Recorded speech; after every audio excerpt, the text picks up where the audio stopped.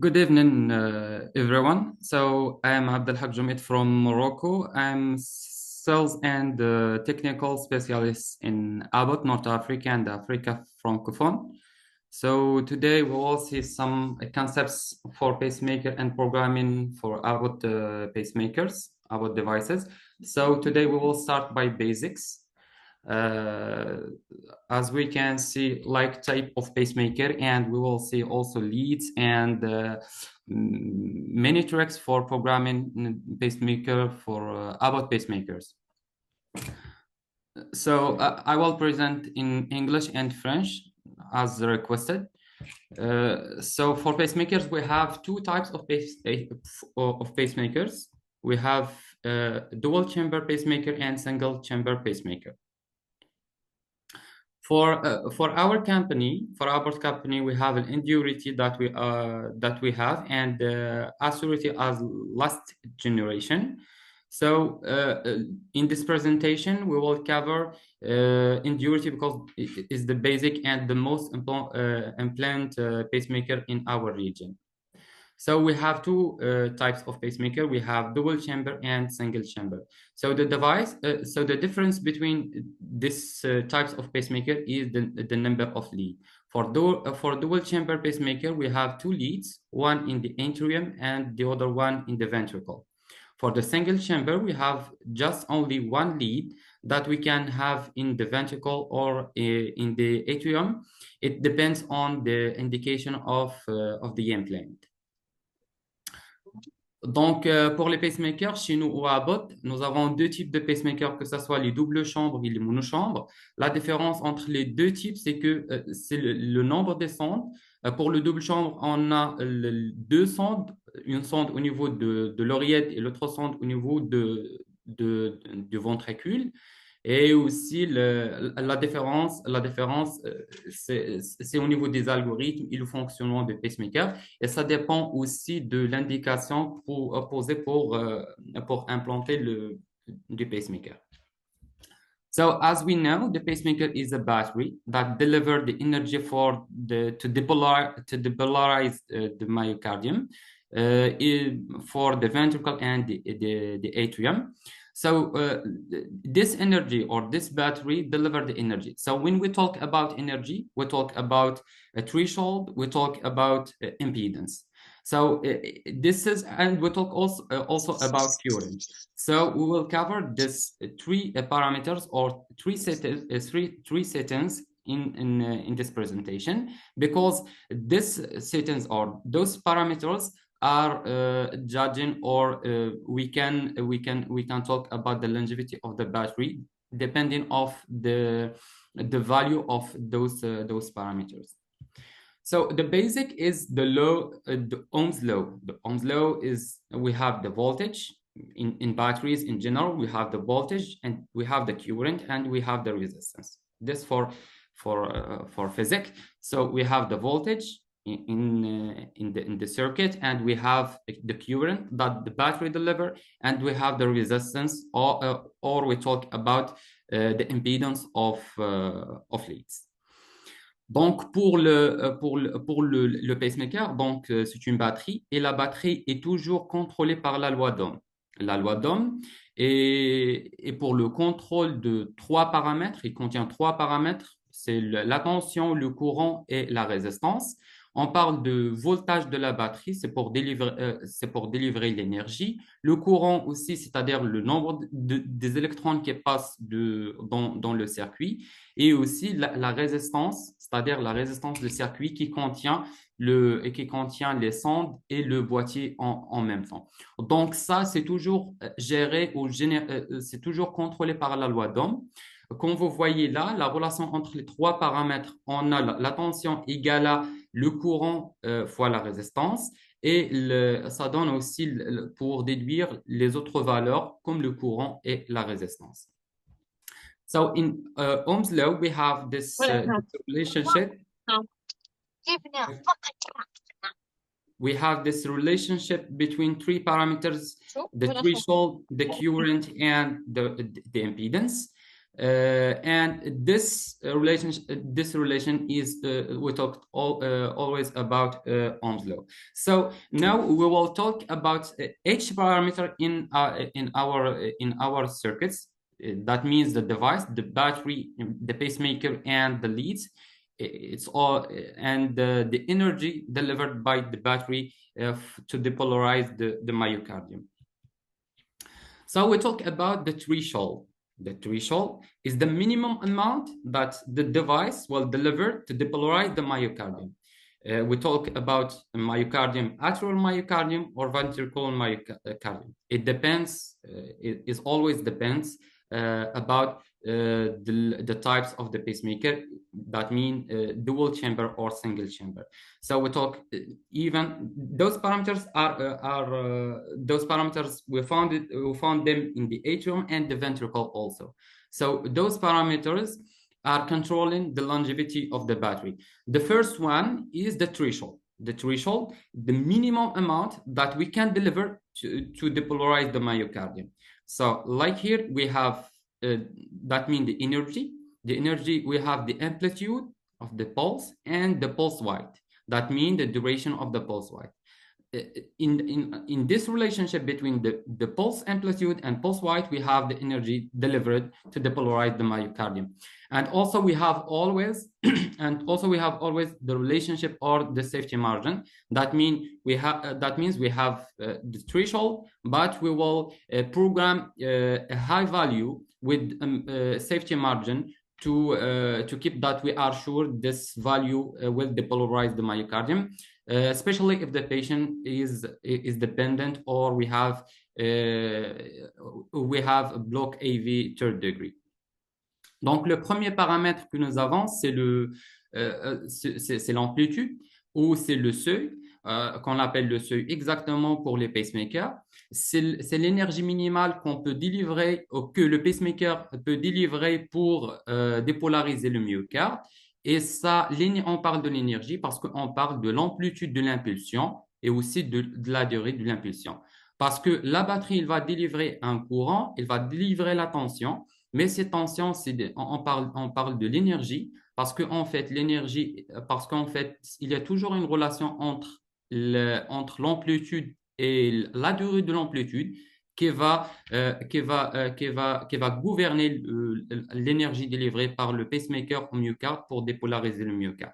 Donc, dans ce cas-là, qu'est-ce qu'on a? On a c'est-à-dire la capture et non-capture c'est-à-dire les valeurs qui peuvent capturer, qui peuvent dépolariser le myocarde et les valeurs qui ne peuvent pas, mais on va prendre le minimum d'énergie pour conserver la longévité du batterie. Deuxième paramètre, the second setting is the sensing.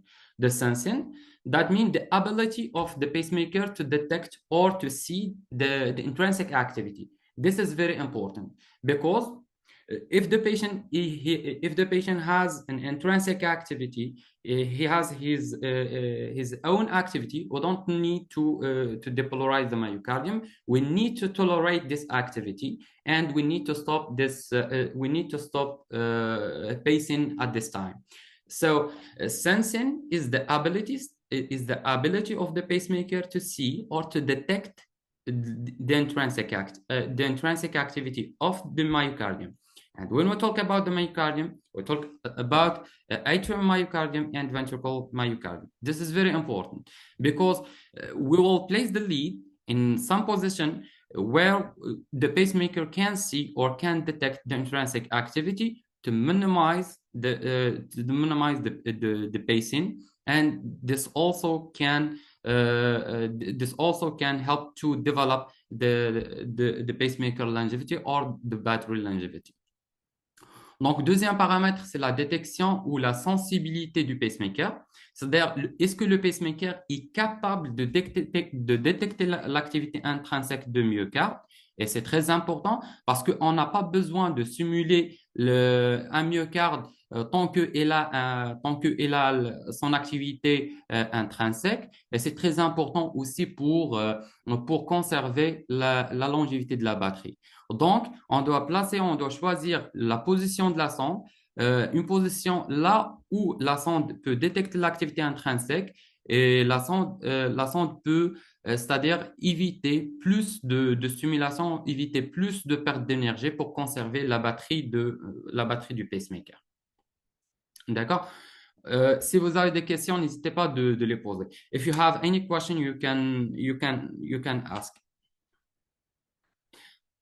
So we have two issues in sensing. That means the pacemaker is oversensed. That means the pacemaker it detects or it senses very sensible. That means it detects more than not only the myocardium signal. That means the pacemaker can detect, for example, interfact or myopotential, and this may cause a problem for the patient if the patient is dependent to his pacemaker. This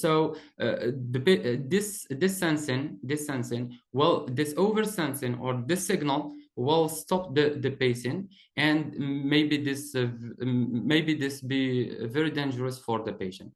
Under sensing, that means the pacemaker is not able to detect the intrinsic activity. So we have two issues here. So that's why we need to choose the perfect position or the best position for the lead to detect the intrinsic activity, not a position where we'll detect myopotential or where we will detect interfact or something like that. That means other signals than the intrinsic activity or the myocardium signals. Under sensing is the pacemaker can't detect or cannot detect, is not very sensitive, to detect the intrinsic activity or the activity or the myocardium. So, deuxième paramètre, c'est la détection. Donc, on a parlé de la détection, mais il y a deux problèmes de la détection. C'est-à-dire, il y a la surdétection, là où le pacemaker elle détecte des signaux, non pas que des signaux du cœur, c'est-à-dire des autres signaux comme des signaux de myopotentiel ou des interfacts ou du bruit ailleurs. Et ce genre de bruit, ils vont inhiber la stimulation. Ça peut être plus dangereux pour le malade, et surtout si le patient est dépendant de son pacemaker. Ce genre de problème, c'est la surdétection. C'est-à-dire le pacemaker est plus sensible à détecter des autres signaux plus que le signal intrinsèque ou le signal du cœur. Le sous-détection, c'est-à-dire le pacemaker, il n'arrive même pas à détecter l'activité intrinsèque du cœur, il n'arrive même pas à détecter le signal cardiaque, et ça peut être aussi des conséquences graves, et surtout si le pacemaker il stimule pendant l'activité intrinsèque du patient, surtout il stimule sur long de T. D'accord? So the battery or the longevity or the battery, it depends, or the battery is affected by many things, by those three those three parameters. The threshold, that means the amount of energy that we will take from the battery to depolarize the myocardium. The impedance of the leads. The impedance of the leads maybe also affect the longevity of the battery, and also the percentage of pacing.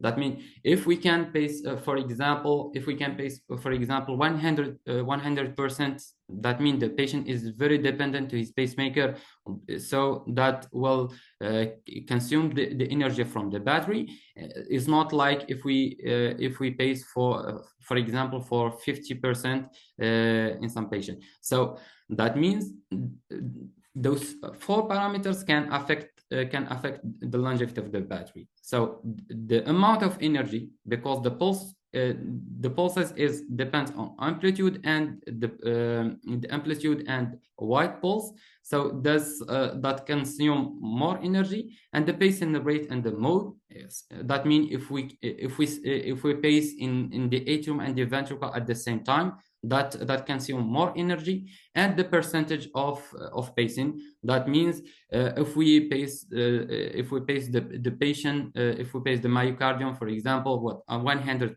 It's not like if we pace the patient for 50%, and this percentage of pacing, it depends the sensing. That means if we detect the intrinsic activity of the patient, we will minimize the percentage of pacing. The lead resistance or lead impedance, the lead resistance or lead impedance also affect the longevity of the battery, because if we have a big value of the impedance that need more energy and need more current from the battery to depolarize the myocardium. So those four parameters or four settings are affected the longevity of the battery. That's why during the implantation we do some tests to test those three or four parameters before define the final position of the lead. That's why, because we try to minimize or improve the longevity of the battery. Donc, il y a quatre paramètres qui affectent la longévité de la batterie ou la longévité du pacemaker. C'est surtout le seuil de stimulation, c'est-à-dire l'amplitude dont on stimule le myocarde. Plus on a l'amplitude et les plus haut, plus on a la consommation de l'énergie de la batterie. Il y a aussi la fréquence de la stimulation, c'est-à-dire est-ce qu'on stimule le patient dans les deux cavités atriales et ventriculaires, et si on stimule les deux, c'est-à-dire on demande plus d'énergie, on demande plus de tension de la batterie, et ça consomme aussi de la batterie. Et il y a aussi le pourcentage de la stimulation, c'est-à-dire est-ce qu'on stimule le patient à 100% dans les deux cavités ou on stimule à 50%. C'est pourquoi on a besoin de faire le test de la détection pour détecter si le patient s'il a son activité intrinsèque. On essaye de tolérer cette activité intrinsèque pour minimiser la consommation de la batterie. Il y a aussi l'impédance des sondes, parce que l'impédance des sondes peut affecter aussi la longévité de la batterie, et surtout plus la résistance ou plus l'impédance est plus haut, plus on demande d'énergie pour dépolariser le myocarde. D'accord? Donc, c'est pour ça on va voir. Now we will see the different type of leads that we have actually in the market. So for the leads, we have the tip of the lead, and we have the ring. That means the bipolar lead. That means two electrodes. And in this, like that, we have the fixation, and we have two types of fixation. We have passive fixation and active fixation. We have here the lead body and the suture sleeve that we have here to fix the lead in the muscle of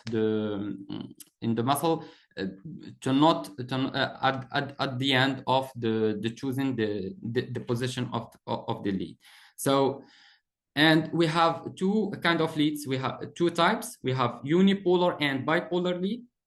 And when we talk about unipolar, that means we have one coil, and we have only an electrode in the myocardium, and the battery will be the second electrode. For the bipolar lead, we have two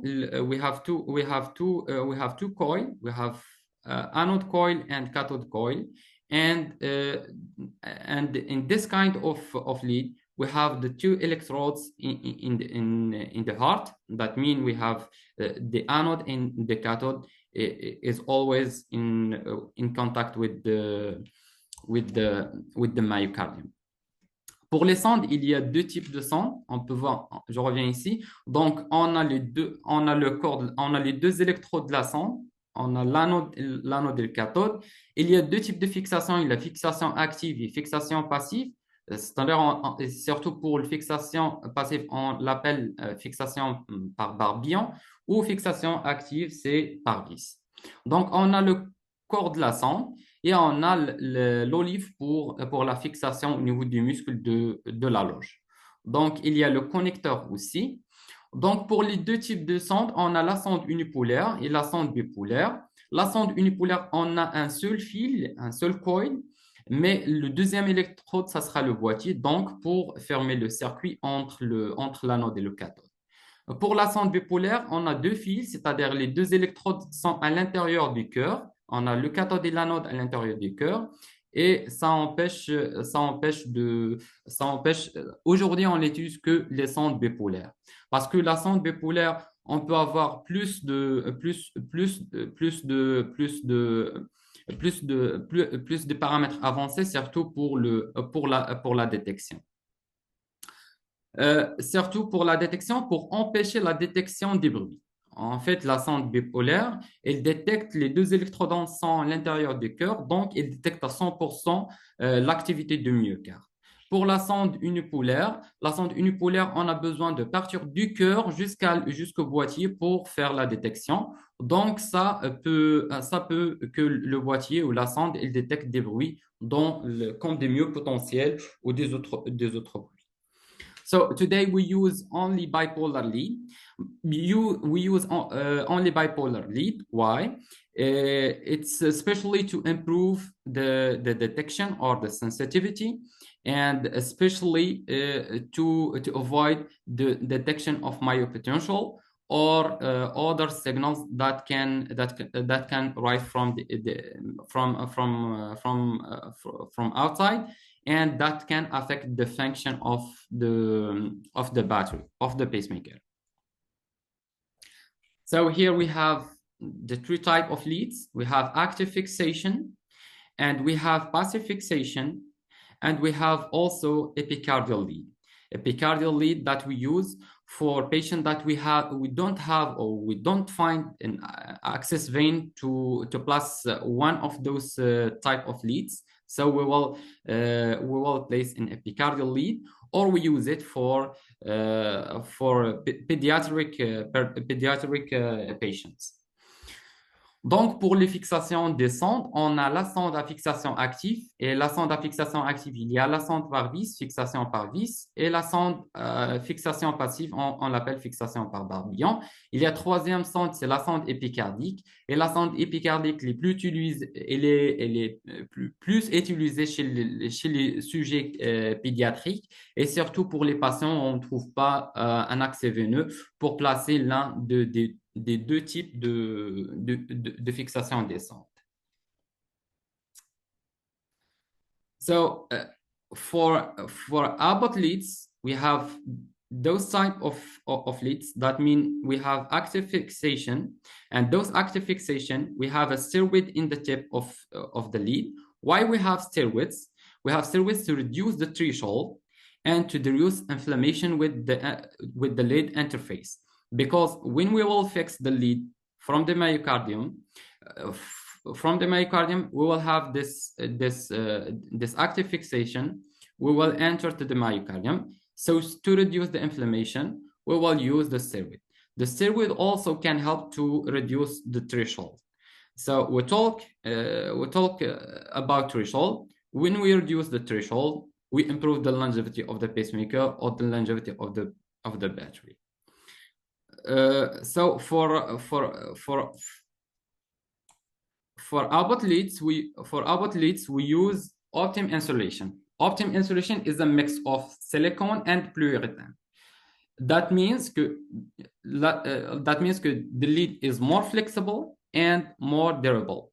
That means also the good function of the lead, and we will have a good value of impedance, and we will have the lead is about 6 French. That means we will have less problem with the lead, especially when we have a flexible lead that we can place without any dangerous, maybe for perforation or other problems that we can have, especially we will have here when we have an active fixation. Donc, pour les sondes de Abbott, nous avons les sondes qui sont déduites de stéroïdes dans l'extrémité de la sonde et surtout au niveau du système de fixation parce qu'il y a un vis qui va rentrer dans le myocarde. Donc, ce stéroïde-là, il va permettre de réduire l'inflammation, c'est-à-dire entre la sonde et le myocarde. Et aussi, il va réduire le seuil de stimulation. Et on a dit que dès qu'on réduit le seuil de stimulation, on va augmenter ou on va améliorer la longévité de la batterie. Il y a un mélange pour la sonde de Abbott est constituée d'un mélange de silicone et de plurithane et ça donne plus de flexibilité pour la sonde et quand on a plus de flexibilité et de durabilité, la sonde elle est de 6 franges donc on peut manipuler la sonde c'est-à-dire il est facile pour la manipuler et aussi la sonde est flexible, on n'aura pas de problème par exemple, comme la perforation, parce que la sonde il n'est pas rigide à ce point c'est-à-dire durant la manipulation, on va minimiser le risque de faire des perforations. Any questions here?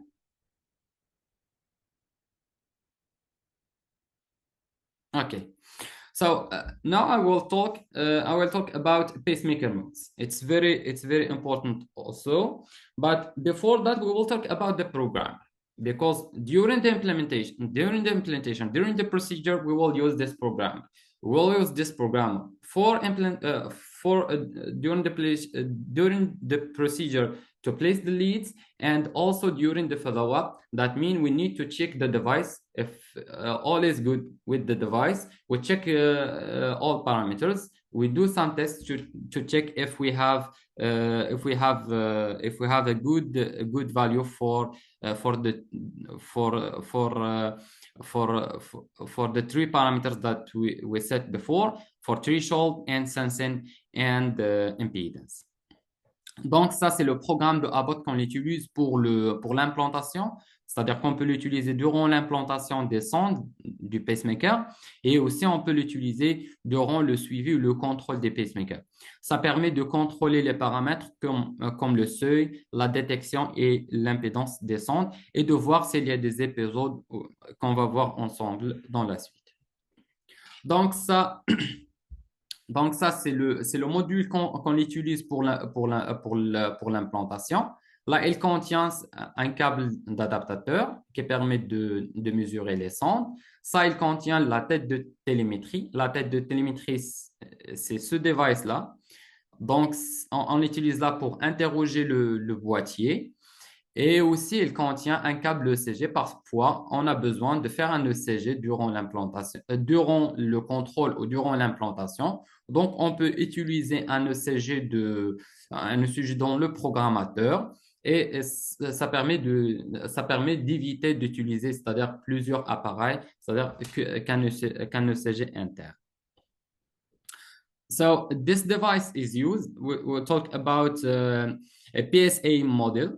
PSA model, we use it during the implementation. We have this connection is for the adapter. This adapter, we use this adapter to test the leads during the implementation. And we have the telemetry wand. Telemetry wand is to interrogate the device. So this device is the telemetry wand that we put on the device and interrogate the device by the programmer.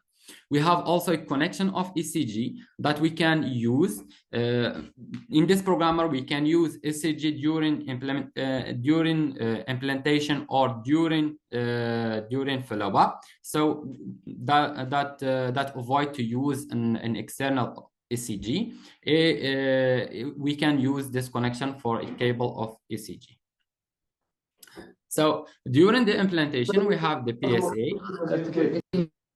We have the PSA model that we use. This cable is the cable adapter that we will connect here, and this cable is for measurement. So we will connect the device. We have here 3 connections. One is for the atrium, and one for the right ventricle, and the last one is for the left ventricle. So we connect this cable here, and we connect those connections on the lead. So like that, we will measure the 3 parameters: threshold, and the sensing and impedance. Donc, on peut utiliser le programmateur, c'est-à-dire on peut utiliser ce module pour les mesures de son. Donc, on a besoin de ce câble adaptateur. Ce câble adaptateur, il est connecté au module PSA qui est déjà connecté au programmateur. Donc, ce câble adaptateur, il a 3 connexions. Une connexion pour l'oreillette, pour le ventricule, pour le ventricule droit et pour le ventricule gauche. Donc, et on a le câble de mesure. Donc, on connecte le câble dans l'un des canaux, c'est-à-dire que ce soit canal atrial ou ventriculaire, et on connecte le câble sur la sonde. Donc, la connexion du câble sur la sonde, toujours on met le noir, c'est-à-dire au début, et le rouge dans le deuxième. C'est-à-dire, on peut utiliser black comme back, c'est-à-dire c'est en premier, et deuxième, c'est le rouge, c'est-à-dire c'est red is for ring. The code that we use for connection to connect the cable of measurement to the lead that we use black is for the back. That means we connect this the first, and the red is for the ring. That means is in the second connection. The value that we need to have. That means the normal value to say that if the lead is in the good position or not. So we need to have those three value. That means the detection or the sensing in the atrium, it must be greater than 2, and in the ventricle it must be greater than 5. The impedance in the two leads, that means in the atrium and the ventricle, must be between 200 or 300 and 1000, and the threshold, that means in the atrium must be inferior to 1.5, and in the ventricle the threshold must be inferior than 1 volt. Donc pour les mesures, c'est-à-dire on peut juger que la sonde il est en bonne position en mesurant les 3 paramètres. Donc les 3 paramètres, surtout la détection, l'impédance et le seuil. La détection sur l'oreillette, il doit être supérieur à 2. Et le ventricule, la détection du ventricule doit être supérieure à 5. Pour l'impédance, elle doit être entre 200, 300 et 1000. Et pour le seuil sur l'oreillette, il doit être inférieur à 1. Et sur le ventricule, il doit être 1,5 pour l'oreillette et inférieur à 1 pour le ventricule. Okay? So this is the interface of the PSA. That means during the procedure, we will use this interface in the programmer. We will go in tools and we'll find the PSA model, and we'll go in this interface. So in this interface, we will have an ECG.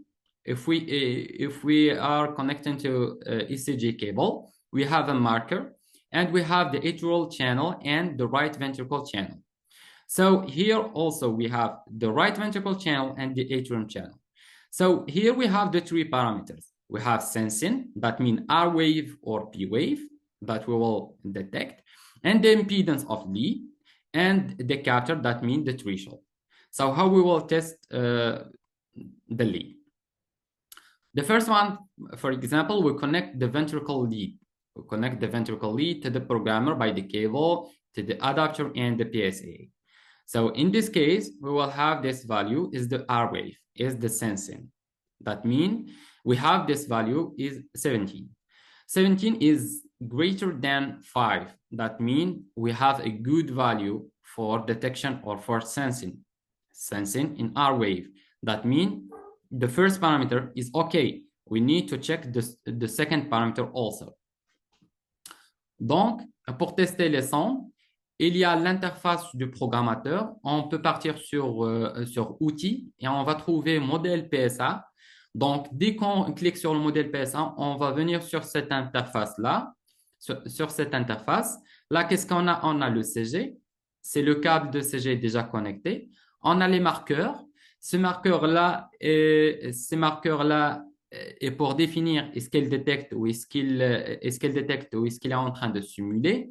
Il y a le canal atrial et le canal ventriculaire. Là aussi, on a le canal ventriculaire et on a le canal atrial. Comme vous voyez là, on a les trois paramètres qu'on va tester. Donc, le premier paramètre, c'est la détection, c'est-à-dire est-ce qu'on est dans la bonne cavité.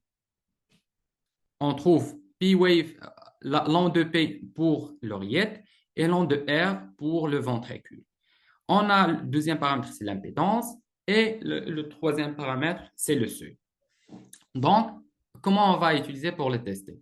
Par exemple, si on connecte la sonde ventricule par le câble de mesure de seuil et on a connecté le câble de mesure au adaptateur et puis au PSA, et on va détecter, alors sur le canal ventriculaire, on voit qu'elle détecte la valeur 17. Donc, la valeur 17, elle va nous dire que la sonde est en train de détecter l'onde de R comme une valeur 17. Et on a dit qu'une meilleure valeur, on peut dire que la valeur est meilleure pour la position est meilleure, c'est la valeur de la détection est supérieure à 5. Dans ce cas-là, il est à 17, donc il est supérieur à 5. Donc, on est presque dans la bonne position. Donc, on doit tester les autres paramètres pour juger est-ce que la sonde est en bonne position ou pas.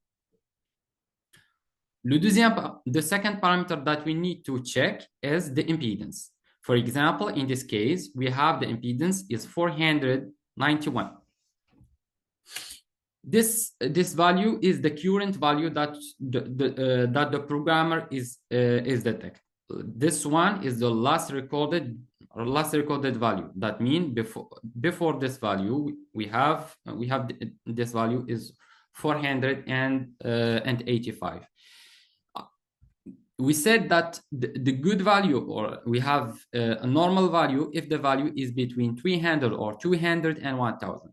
In this case, we can see that the right ventricle lead is in a good position because we have a good sensing and we have a good impedance.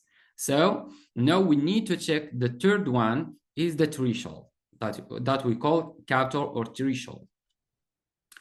So we can see that before here we have pacing is off, that we are not pacing the patient. We try to detect the intrinsic rhythm, or we try to detect the intrinsic activity of the patient of the myocardium.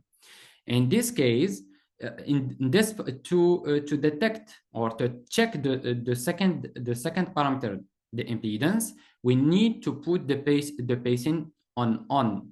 And as you can see here, when we put it on, we see here VVI mode, and we see the base rate is as 90. So we also put a base rate greater than the rate of the patient.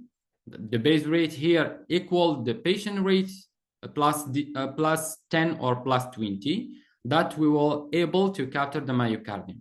Like that, we will test or we will check the second parameter, the impedance. So this is a good value because because it is in the interval of 300 and 1000. We can see that the first parameter is good, the second parameter, the second value is good. Now we will check the threshold. Donc, comme vous voyez là, on a testé le premier paramètre, c'est la détection, c'est-à-dire la sonde, elle est en train de détecter l'onde R. C'est-à-dire, elle est en train de détecter l'onde R, elle est en train de détecter l'activité intrinsèque du patient. Comme vous voyez là, la simulation, il est en arrêt parce qu'on n'a pas besoin de simuler le patient. On a besoin de détecter son activité intrinsèque. D'accord? Et comme vous voyez, dès qu'on commence pour checker ou pour tester le deuxième paramètre, l'impédance, on a besoin d'activer la simulation. Et pour activer la simulation, on a besoin d'augmenter la fréquence de simulation, un peu pour capturer le myocarde, pour tester l'impédance de la sonde. Toujours la fréquence de simulation ici il égale la fréquence du patient, c'est-à-dire la fréquence intrinsèque du patient, plus 20 battements ou 10 battements pour accélérer un peu, pour tester la valeur de l'impédance. Donc là, c'est la valeur affichée, c'est-à-dire la valeur actuelle. Et dès qu'on clique sur cette valeur, elle va s'afficher ici et elle va recalculer la valeur de l'impédance. Donc ça, c'est la valeur ancienne calculée et là, c'est la valeur actuelle calculée. Donc, on a dit que l'impédance, pour qu'on dise que l'impédance est bonne, c'est l'impédance elle est dans l'intervalle entre 300 et 1000. Et dans ce cas-là, 491, il est dans l'intervalle. Donc, ce paramètre-là aussi, il est bon. Donc, on a la détection, c'est supérieur à 5, donc il est bon. L'impédance, il est dans l'intervalle, donc il est bon. Donc, on a checké les deux paramètres. Il reste le deuxième paramètre. Deuxième paramètre, c'est le seuil de stimulation. So the third parameter that we need to check is the threshold. So when we try to test this parameter or check this parameter, we put run test, and we will have run test. We have this will display this interface. So we have here many value. We will put 5, well 4, 3, 2, and 1. And at the same time, we see if we pace the patient, that means in ECG if we pace or not. So when we lose the pacing, we say that this is the good value for the threshold. So that means we have the value of the threshold. The value of the threshold in the atrium must be inferior to 1.5 volt, and for the ventricle must be inferior to 1 volt. And also we need to press 10 volt. Why we need to press 10 volt for the ventricle and also for the atrium is to test the phrenic. Is a phrenic test that we can say if we have a phrenic or not. We push or we press 10 volt. So if we have a value inferior 1 volt in the ventricle, this is a good value. And if we have a value inferior 1.5 in the atrium, we say this is a good value. So like that, we will test those three parameters during the implantation to judge if the position of the lead is good or not. If one of those parameters is not correct, is not the normal, is not in the interval, so we need to change the position of the lead to get a good value or to improve those tests. And when we choose another position, we do the same thing. That means we check those two parameters, sensing, impedance, and threshold. Donc, le dernier paramètre, le dernier facteur à tester, c'est le seuil de stimulation. Donc, pour tester le seuil de stimulation, on clique sur test de seuil. Donc, et s'affiche cette interface-là. Donc, cette interface, on commence par les valeurs 5, 4, 3, 2, et on peut diminuer de 0,1,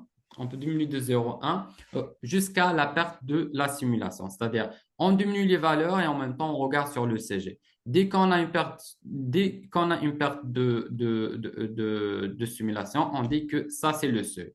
Donc, le seuil pour le ventricule, il est bon, c'est inférieur à 1. Pour l'oreillette, il est bon, c'est inférieur à 1,5. Et toujours, on fait un test par 10 volts. Que ce soit dans l'oreillette ou dans le ventricule pour checker est-ce qu'il y a des phréniques ou pas. Donc, si la valeur il est inférieure à 1 dans le ventricule et s'il est inférieur à 1,5 dans l'oreillette, donc le test il est bon. Donc, on a checké les trois paramètres, la détection, l'impédance et le seuil. Et si l'un des paramètres n'est pas dans l'intervalle, c'est-à-dire la valeur n'est pas correcte, comme ce qu'on a dit, il faut changer la position de la sonde et refaire les trois tests pour voir est-ce qu'on a les bons valeurs. D'accord? Any questions? Yes, I have questions. Mm-hmm. When I measure R wave, some operator ask about ST elevation. What's the Yes. meaning of ST elevation for R wave? ST elevation that we click here, and we will have an ST elevation that we need to see this signal, this local signal. If we have only one signal, we will say that the lead detect the right position. That means the lead is in perfect contact with the myocardium. But if we have a lot of signals, that lead is not in a good contact with the myocardium. And when we say that when we say we need to say one signal and not a lot of oscillation of signals. If we have a lot of oscillations, that means the lead is not in good contact with the myocardium. It's the current injury. Thank you. Welcome. Any questions? Can I just add one point about this, the question he asked? Okay, yeah. Yeah, so the ST segment he said, I think this is, we call it current of injury, which is like we are creating MI, like MI for that tissue. That meaning you have deep in this tissue and you have good fixation, so you'll not expect any dislodgement in the future. Yes, exactly. So if we have just one signal, that means one oscillation, we say that the lead is in a good contact with the myocardium. But if we have a lot of oscillation in current injury, that means the lead is not in good contact with the myocardium. That means the lead is detect the local signal, but at the same time it detects a lot of oscillation, and this is not good. Especially if you have RV scar, some places scar in RV. Yes, exactly. But if you have a scar, you will from beginning you will not have a good R wave, by the way. Yes. Especially if we have a fibrose in somewhere, we will not have a good current injury. Yes, exactly. And the other point, please, could you, if we sometimes we will have a negative QR. Yes. That sign is dangerous. That means you already perforate. Exactly, because you detect the activity from the other side. Yeah, exactly. Yeah, because the signal, we don't detect the signal exactly from the local myocardium. We detect it for epicardial signal. Yeah, we have to notify our doctor immediately. Your maybe your lead perforate to the whatever the septum, whatever his position. I mean. Yes. Thank you. Welcome.